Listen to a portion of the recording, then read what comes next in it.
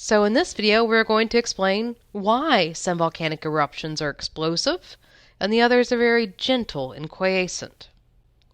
We'll see a lot of repeating concepts that we've learned in the previous 3 chapters when we're talking about volcanic eruptions.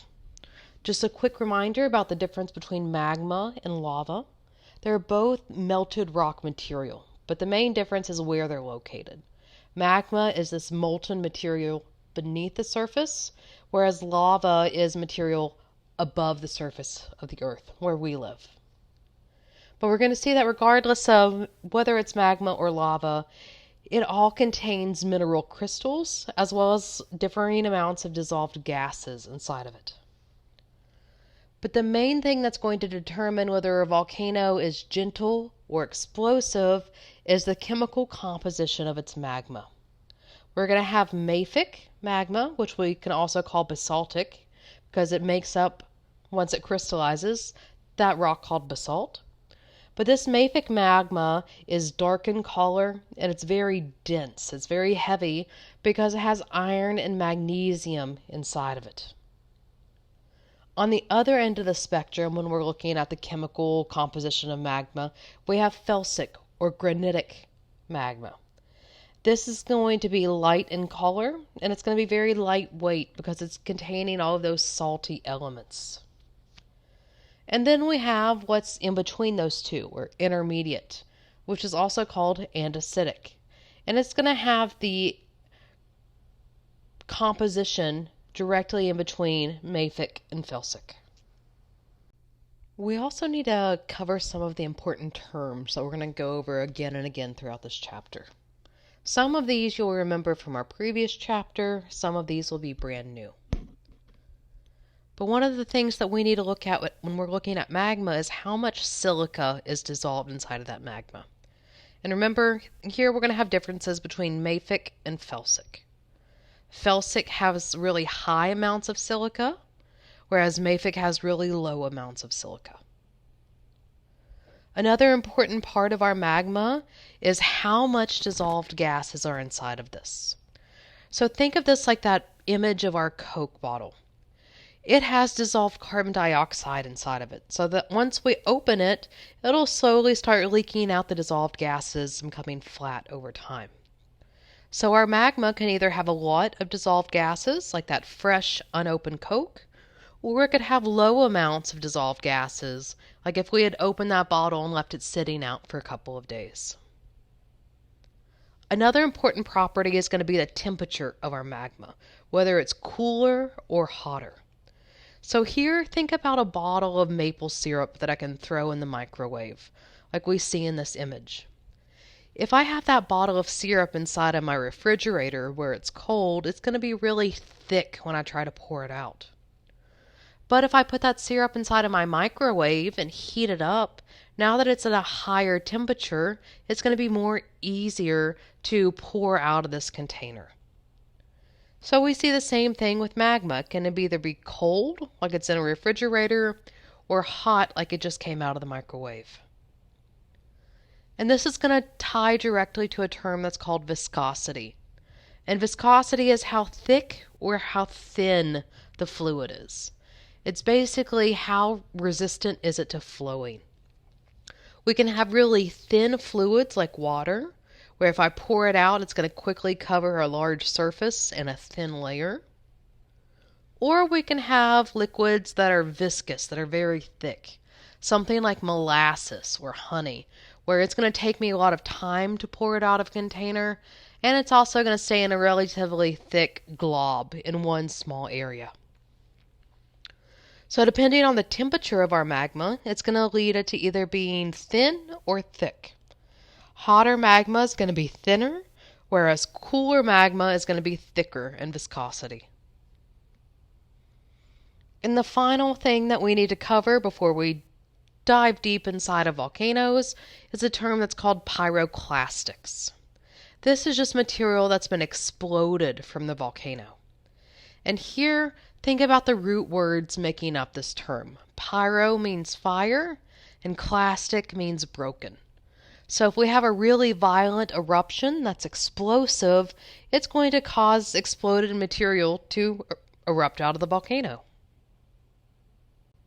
This slide is probably going to be the most important slide out of this entire chapter. You will see multiple questions on the exam about this slide, because this table is going to summarize why we have different types of volcanic eruptions and the different types of properties of the magma that cause an eruption to either be violent and explosive or very quiet and gentle. So this chapter, we're just going to focus on mafic and felsic magmas.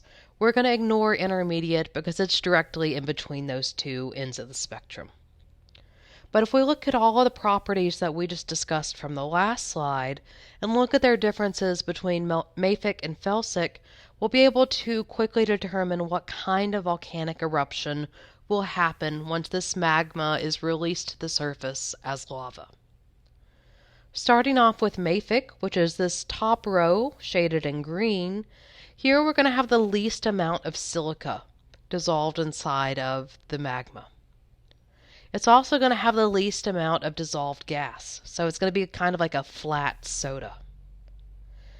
But it's going to have a really high temperature, so it's going to be like that maple syrup that I just stuck in the microwave for a minute, leading it to have a very low viscosity. Because it's so warm and it has so little dissolved gases, it's quickly going to pour out.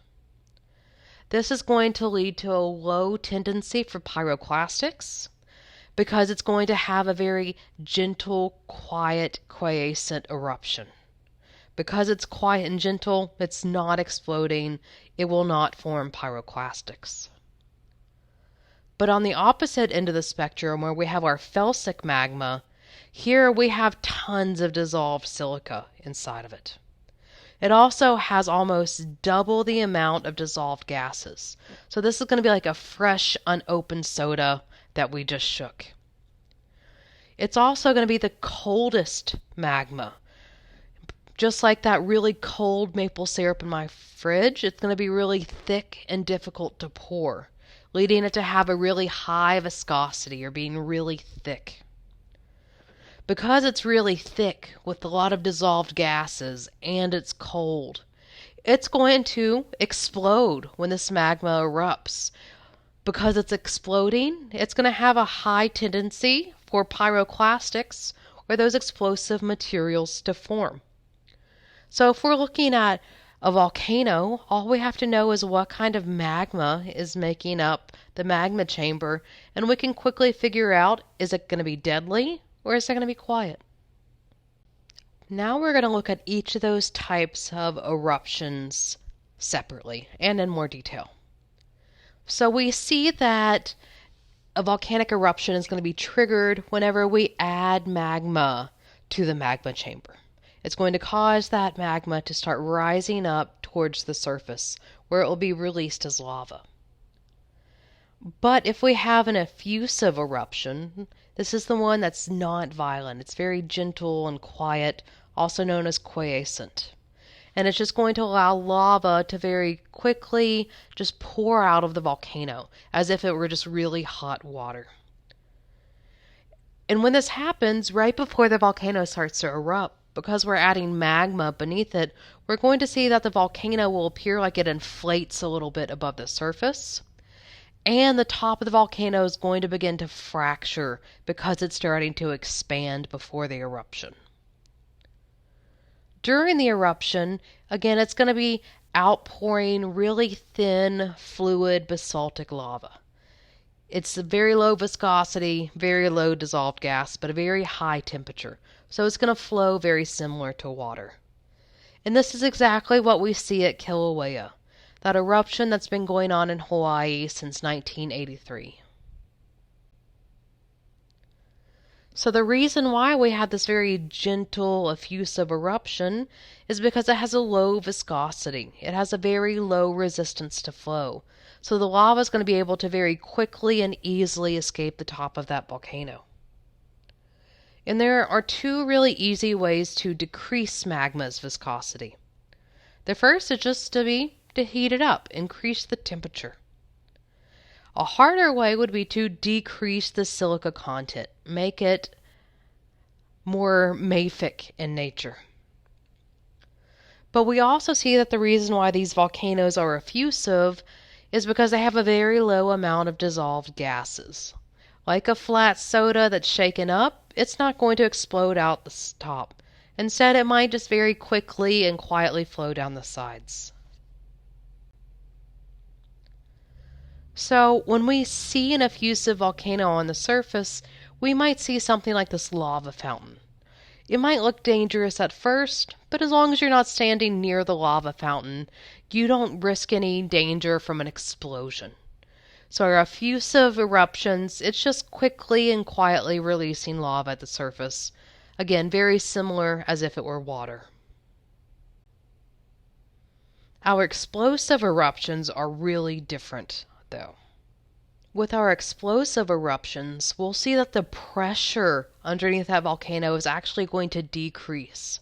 As the magma starts rising up towards the top of the volcano, it's going to decrease the pressure overall, allowing the dissolved gases to start expanding into bigger and bigger gas bubbles. These gas bubbles are going to be part of the reason why these are so explosive. Because this is really viscous, it's really thick magma, and because it has a lot of dissolved gases forming bubbles. When this volcano erupts, it's going to explode the top of this volcano. It's going to rapidly eject this magma at the surface by really quickly reducing the pressure once that eruption starts.